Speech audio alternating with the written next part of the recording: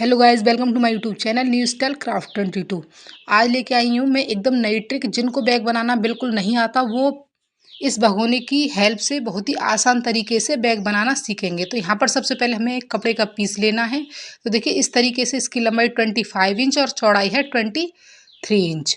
तो एक पीस ले लेना है। उसके बाद देखिए इसके बीच में मैं करने वाली हूँ जो राइस बैग होता है या फिर कोई भी किसी भी तरह की प्लास्टिक बोरी और नीचे लाइनिंग लेनी है और इस तरीके से देखिए सिलाई लगाकर हमें एक पीस रेडी कर लेना है।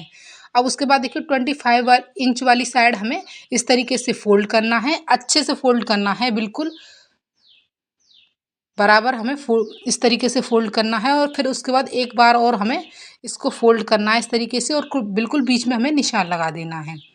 इस तरीके से देखिए बिल्कुल बीच में हमें निशान लगा देना है। उसके बाद भगोने को हमें लेना है, इस तरीके से रखना है।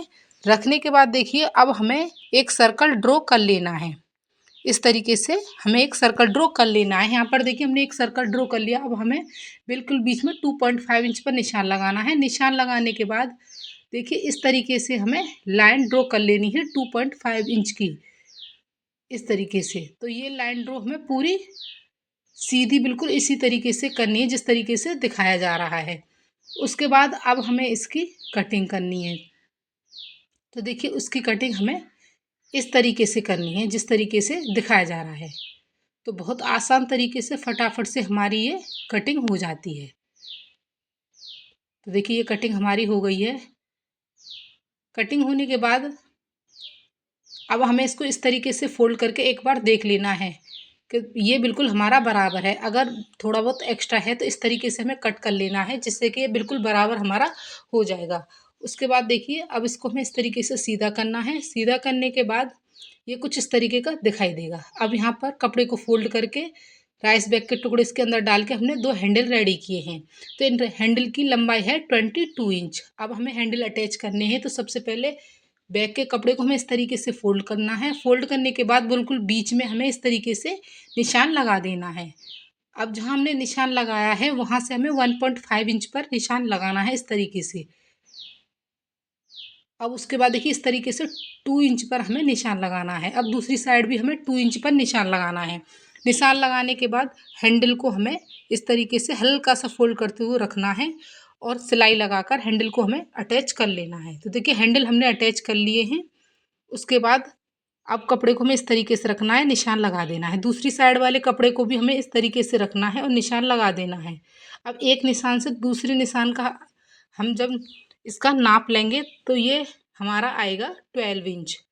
अब हमें एक पट्टी रेडी करनी है। तो सबसे पहले एक पट्टी लेनी है। इसकी लंबाई है 13 इंच और चौड़ाई है 5 इंच। इसके बीच में भी हमने प्लास्टिक बोरी का टुकड़ा लेकर नीचे लाइनिंग लेकर और सिलाई लगाकर रेडी कर लिया है। अब पट्टी को हमें इस तरीके से फोल्ड करना है। फोल्ड करने के बाद बिल्कुल बीच में से हमें इसको कट कर लेना है। तो देखिए फटाफट से हमने इसको कट कर लिया है। कट करने के बाद अब हमें इसके साइज़ की जिप लेनी है। रनर हमें उसमें डाल लेना है।